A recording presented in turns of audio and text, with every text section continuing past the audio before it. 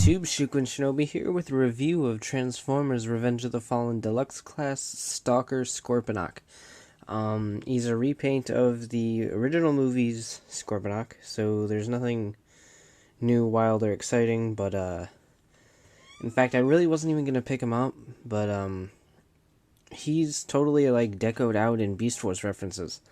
And like I said in my last video log about Tankor, any reference to the Beast era is like a total buy from me. So I went ahead and picked him up at Walmart today when I was out looking for RPM stuff, actually. And I got Scorponok, Arcee, and two Robot Heroes. So here's a look at Scorponok. His picture is right here. You can see me in the reflection of the package again. But I'll try to reduce that as much as I can. Here's Scorponok. He's painted black, just like Beast Wars Scorponok, but I'll get to the references once I start actually reviewing the figure. There's a picture of Scorponok Decepticon symbol. On the back we have his robot mode, which is like terrible. It's hardly even a robot mode, but I'm mostly getting it for the Scorpion mode. But spring-loaded stinger attack, roll to spin drilling pinchers, all that fun stuff. For the bio, it says, back on Cybertron, even before the war, Scorponok lurked in the dark, unpopulated places of his world, waiting for unsuspecting travelers to pass by. He would burrow silently through the shifting powdered iron of the planet's southern deserts, stalking his prey.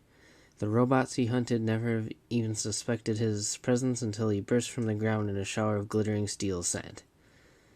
So apparently Cybertron has steel sand deserts, and he lived there.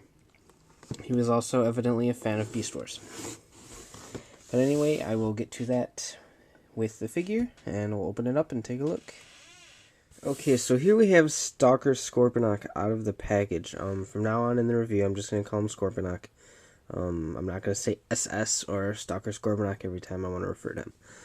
So there really isn't too much to this toy. I messed around with him for about an hour or two, and I got bored. But he's really nice paint scheme wise. So look at him. Poseability, there isn't too much to factor in.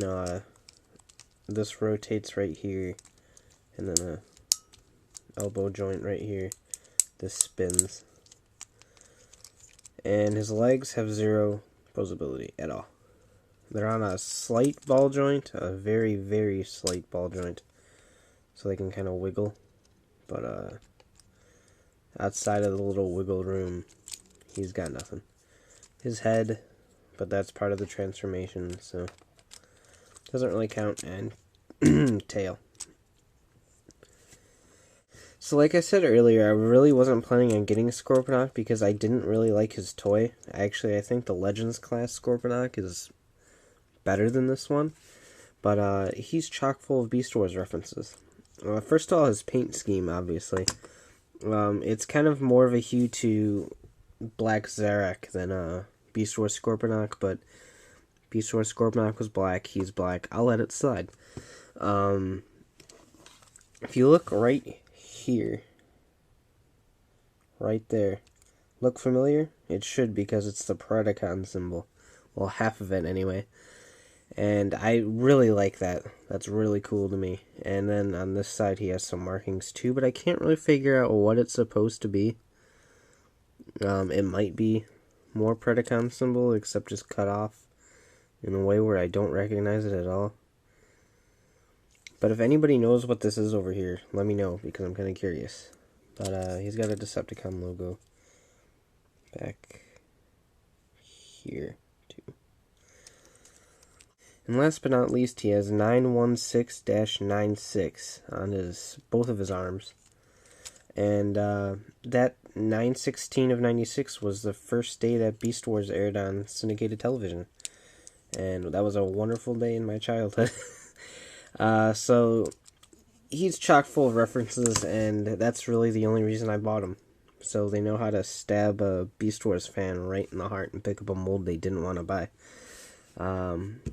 To convert into robot mode, it is the simplest thing I've ever seen.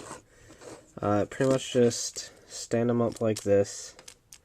These fold down. Mind you, he has no knee articulation. These fold down. Move the camera up a tiny bit. His head folds down.